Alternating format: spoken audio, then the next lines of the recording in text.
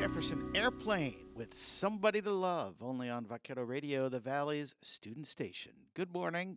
This is DJ Doc V. You're listening to Office Hours with DJ Doc V. I'll be here with you until 11 a.m. Thanks for tuning in. Got some great music picked out for you, including some Scorpions. I don't think I played Scorpions before on Office Hours. So thanks for tuning in. It is currently, oh my gosh, what wonderful weather we've had this week. You don't like the weather? No, Too cold for you? No. Oh, mercy be. This is awesome. I love it. 68 degrees here. Blue skies in beautiful Edinburgh. We're coming to you live from the studios in the ELIBR building, and we'll be with you again. Or make sure you're tuning in on Radio Garden, the app. You can find Vaquero Radio on there. And our website, we've been, in case you're having any difficulty with the website, let me just say that we've had some technical issues that are still being resolved. So if you're struggling trying to listen to us through the website, keep trying. Sorry about the inconvenience, but we'll be our website will be up and running in the next, hopefully today. Some folks are able to get the website, some aren't. This does have to do with the security settings. You don't need to know about that. Just stick with Vaquero Radio, whether it's today, tomorrow, this weekend. Take us with you wherever you go. Get that Radio Garden app. If you've got a Bluetooth in your car, you can listen to us in the car. You can listen to us if you're sitting on the beach out in South Padre Island.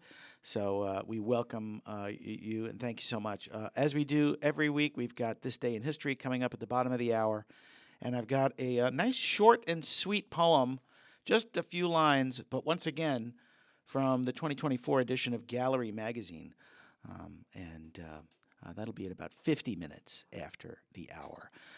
Coming up this week on the schedule for our athletic teams this month, coming up in next week or so. Let's see where we're at. Goodness gracious, where are we?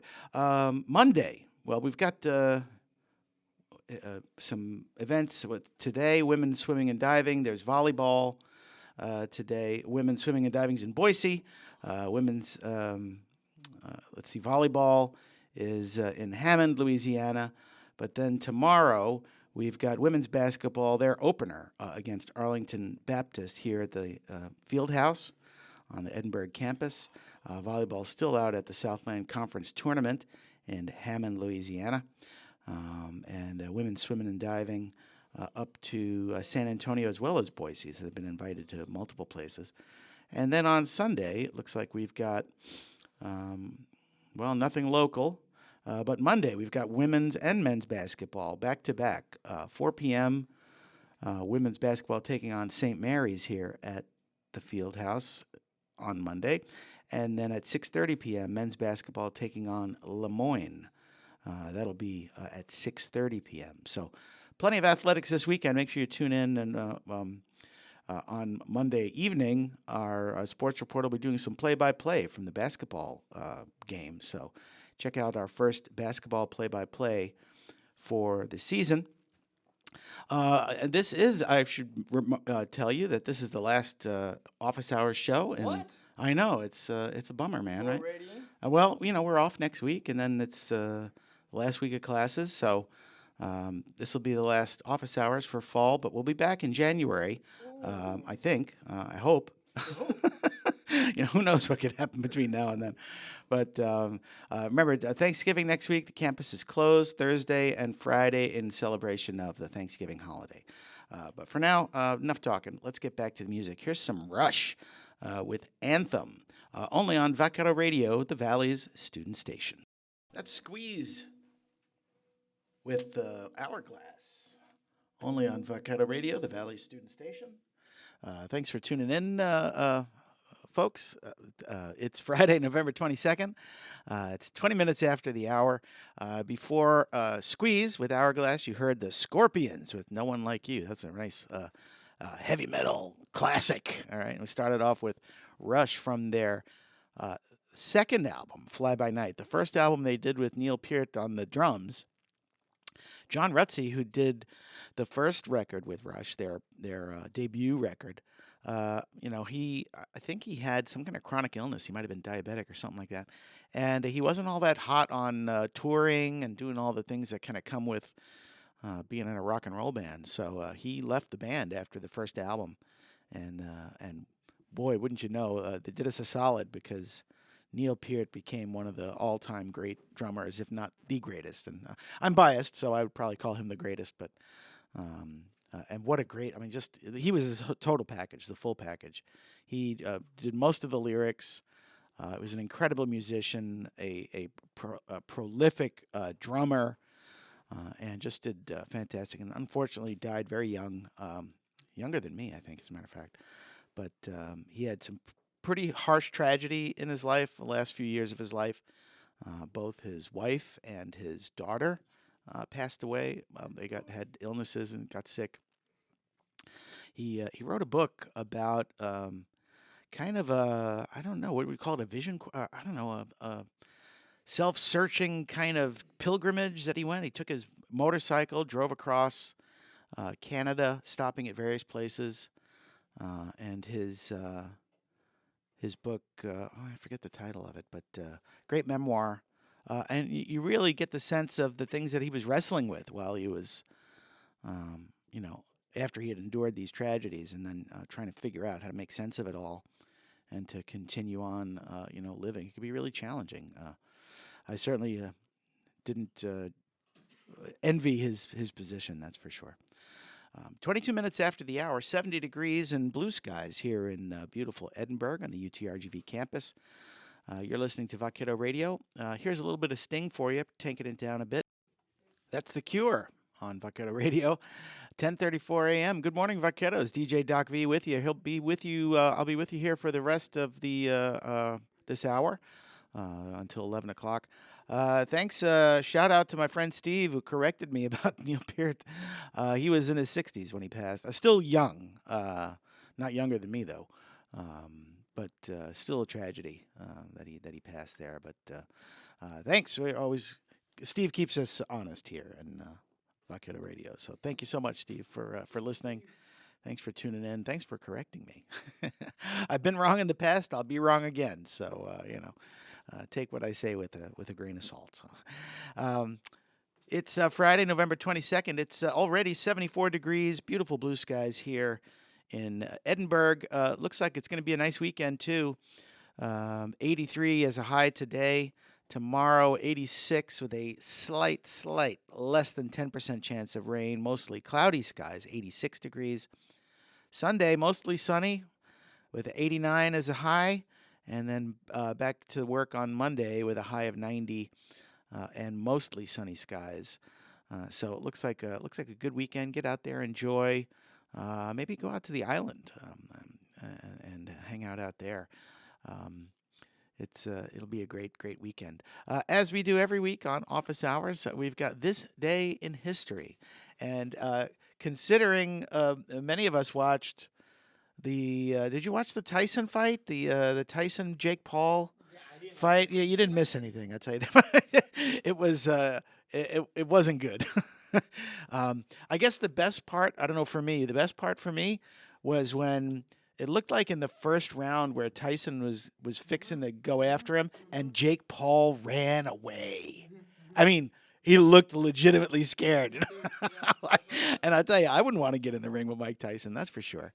But the undercard was actually more entertaining, for me anyway, than the Jake Paul Mike Tyson fight.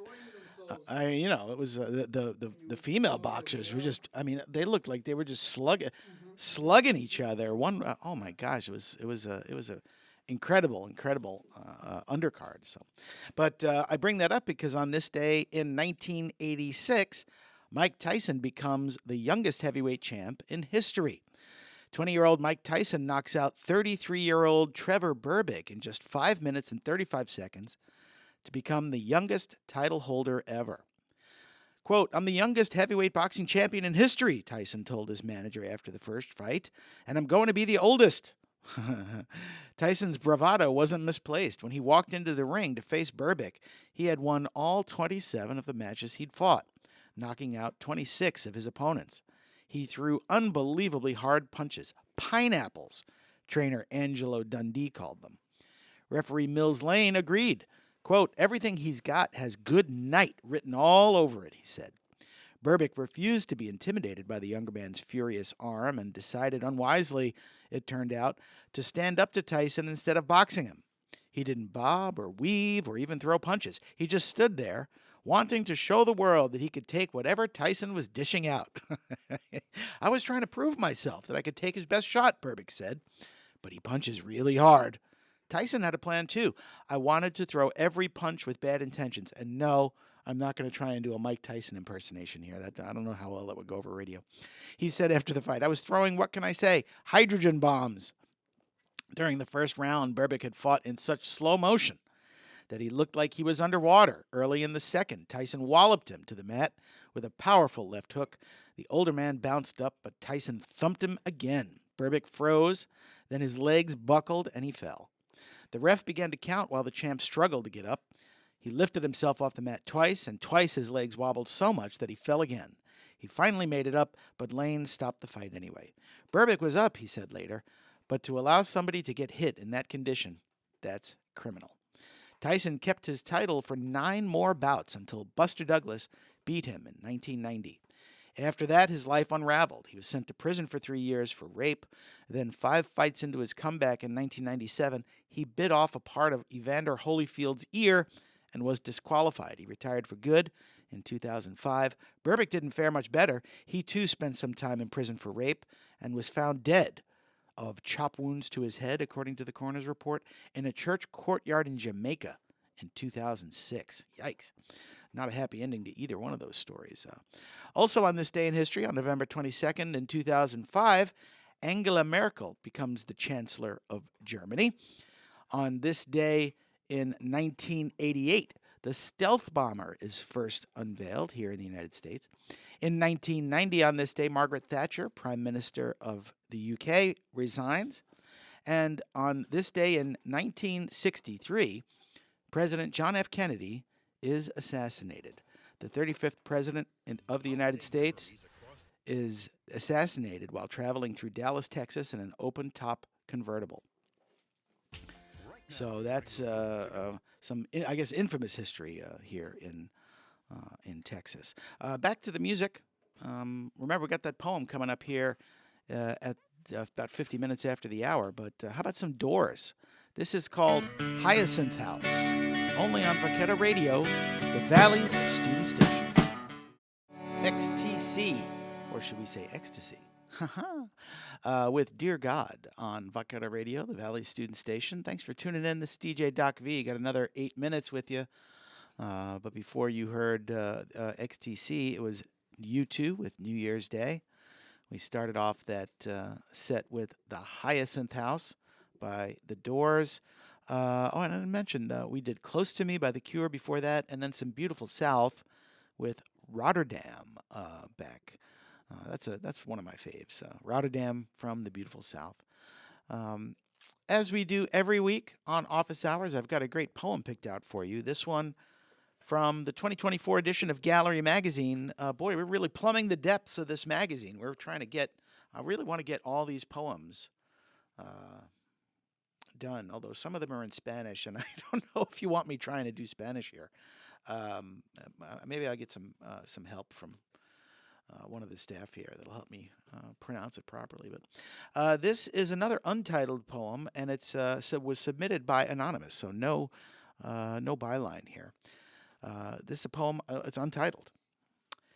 So many faces painted like mine. Same tired, anxious eyes. Same fears, same burdens. Yet an ocean of sorrow divides us. I want to reach out, touch them, hug them. Tell them they aren't alone. Yet something blocks the way. Helpless hands idle at my side. Hapless hands that only hurt. What else can I offer to bridge the way than my heart or my soft words? That's a poem that's untitled, submitted anonymously to Gallery Magazine, the 2024 edition. Um, that's, and I guess the last poem for the fall 2023 semester, since office hours won't be on next week. It's Thanksgiving. Hopefully, you got some great plans with family or friends. Make sure that you enjoy the weather here if you're up here in the upper Rio Grande Valley. It looks like there's going to be a great weekend. And I'll leave you here with a little bit of the Yeah, Yeah, Yeahs. And I'll tell you, I first heard this song, and I may have shared this with you before, from, what is it, Rock Band 3? I think it was. I think this one's on that song on my PlayStation. Boy, I'm a big fan of the Rock Band. I just love it. When I first heard about it, my stepdaughter said, "Oh, you should try Rock Band. I know you like the guitar." And I like, yeah, I can't imagine really liking it. And then it was on one of the PlayStations on display at a Best Buy. And one of the kids that was on it, they left, and there was no one there, so I picked it up. 45 minutes later, I had kids looking at me like, "Hey, dude, why don't you get off that game so I can play it?" I really loved it. So I enjoyed. That was Guitar Hero and then Rock Band, which is kind of similar. But so anyway, this is the Yeah Yeah Yeahs with Maps, only on Vaquero Radio, the Valley's student station.